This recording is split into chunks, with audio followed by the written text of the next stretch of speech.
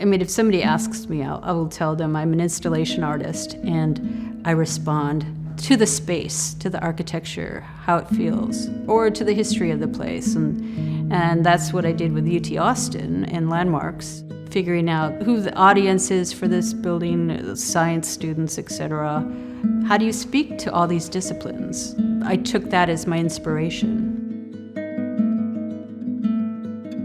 I used fossils and scientific research to come up with ideas. I figured, I need to go back in time, because that's when it all kind of began. Originally, there were single-cell organisms, and then how did they become us? Bacteria merges with the single-cell organisms and gives these organisms more capabilities, and before you know it, here we are. And I like to say that those organisms are actually our grandmothers. Eon is definitely a speculative fiction. You know, I pretty much made it up, but really that's what everybody does, because there's no way to have a camera back, 450 million years ago. So I use software that simulates nature, and it simulates dynamic motion.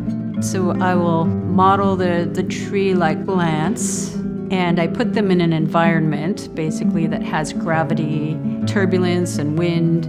It's responding to these forces. In a way, it's very random. I don't know exactly what it's going to do. It's like splattering paint and then deciding, oh yeah, that looks good. Well, when I started school, I was studying graphic design, and I kept taking art classes, even though I was supposed to take my graphic design classes, so I wasn't going to graduate. That sort of helped me drop out, actually, because, there's no way I was going to take all those classes. I wanted to, focus in on what it would take to work with computers. Everything was new, and everything was exciting, and everything was possible. People could, create things that we've never thought of before, and that's still true.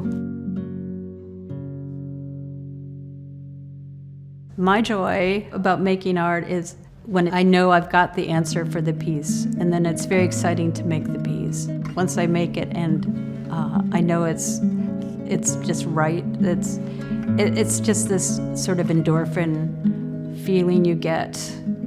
Yeah, that's what I live for, is that joy, for sure. So I keep making art.